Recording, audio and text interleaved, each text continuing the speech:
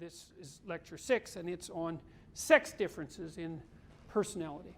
And so the first thing that you should be aware of, this is the reason I put it in after neuroticism and agreeableness, is that the biggest differences in temperament, personality, between men and women are in agreeableness and neuroticism. And that seems to be true cross-culturally. And so, because, you know, one of the things you want to know is, so look what's happened, is that psychologists have established a relatively atheoretical model of personality.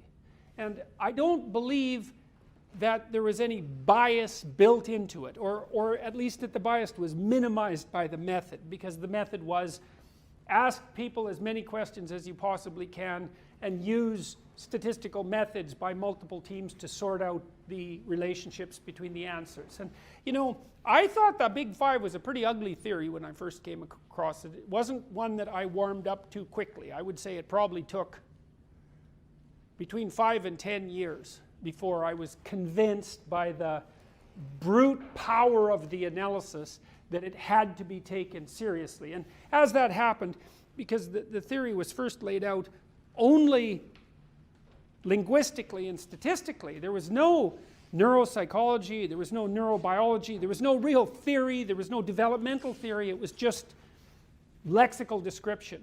And so it was kind of, it was like a theory in search of a place to exist as well, because of course before it was established we didn't know what it was also capable of predicting, and that all got built up around that, say, 5 to 10 year period too. And it became more, as we started to understand the relationship between the descriptors and the underlying biology, then the theory became richer and more useful and also more credible. But that actually had certain benefits. Its lack of initial theoretical attractiveness, because it also mitigated against bias, you know, because if you find a theory attractive for whatever reason, then you're more likely to maybe be biased in favor of evidence that support it. And I really don't believe that the people who developed the Big Five theory were very much affected by that. I mean, there are people who built their reputation on the theory, and of course they would be biased in favor of pushing their career forward, but peer review, when it's done properly, keeps that nicely under control. And then the fact that multiple different methods have converged on the same model, and that there's pretty good evidence that it remains, you know, reasonably stable cross-culturally, and that it's associated with the child developmental literature. That's all pretty powerful convergent evidence.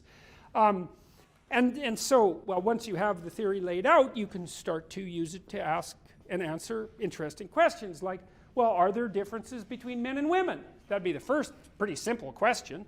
And the next question would be, if there are differences, well then why did those differences exist? But you don't have to get to that to begin with. You can just start with, are there differences? And the answer is, yes, there are differences. And I'll tell you what they are, what we know so far. So by far the biggest differences are in extroversion or agreeableness and neuroticism, and the biggest difference is actually in agreeableness.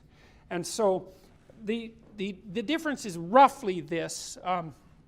If you picked a random man and a random woman out of the crowd and you said who's more aggressive, and you bet on the woman, you'd be right 40% of the time, which is actually quite a lot of the time. So there's more overlap between men and women than there are differences, even in the dimensions where the differences are the most pronounced. And then if you took a man and a woman out of a crowd and you asked who feels negative emotion, and you bet on the woman, you'd be right about 60% of the time.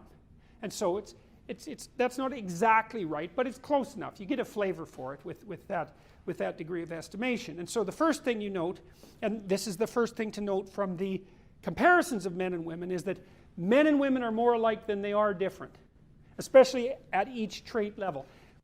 We did analysis with the Big Five. I never published this, but I tried to come up with a set of questions that would maximally differentiate men and women. So if you didn't know who had done the answering, could you predict by the pattern of answers? And if I took the questions that most differentiated, the best I could ever do was about 75% in classification accuracy.